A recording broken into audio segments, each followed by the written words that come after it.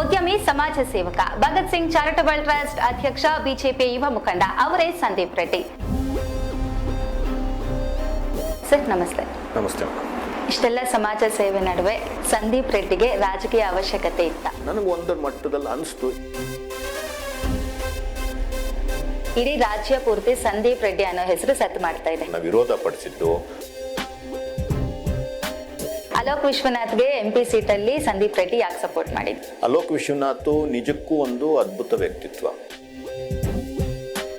Sandeep ರೆಡ್ಡಿಗೆ BJP ಜಿಲ್ಲಾಧ್ಯಕ್ಷರ ಸ್ಥಾನ ಒಲಿಯುತ್ತೆ, ಆದ್ರೆ ಅದು ಕೇವಲ ಗಂಟೆಗಳಿಗೆ ಸೀಮಿತ ಆಗುತ್ತೆ. ಇದಕ್ ಕಾರಣ ಏನು? ನೀವು MP ಸೀಟಲ್ಲಿ ಅಲೋಕ್ ವಿಶ್ವನಾಥ್ಗೆ ಸಪೋರ್ಟ್ ಮಾಡಿದ್ದೆ ಇದಕ್ ಕಾರಣನ? ನೋಡಿ, ಇದು ರಾಜಕೀಯ. ಒಂದು ಪ್ರೆಸ್ ಮೀಟ್ ಅಲ್ಲಿ ಸುಧಾಕರ್ಗೆ ನೇರವಾಗಿ ಸವಾಲ್ ಹಾಕ್ತಾರೆ, ನಾನು ಇನ್ ಮುಂದೆ ನೇರವಾಗಿ ನಿಮ್ ವಿರುದ್ಧವಾಗಿ ಹೋರಾಡ್ತೀನಿ ಒಂದೇ ಪಕ್ಷದಲ್ಲಿ ಇದ್ರು ಕೂಡ ಅಂತ.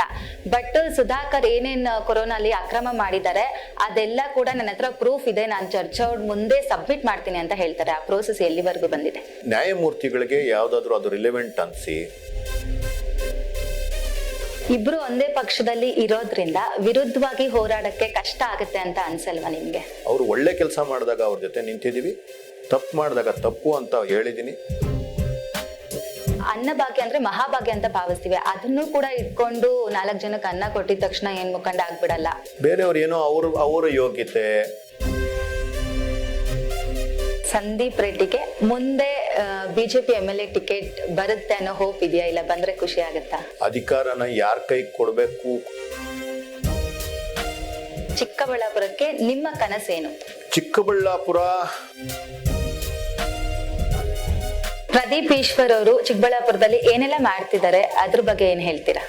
Is a failure.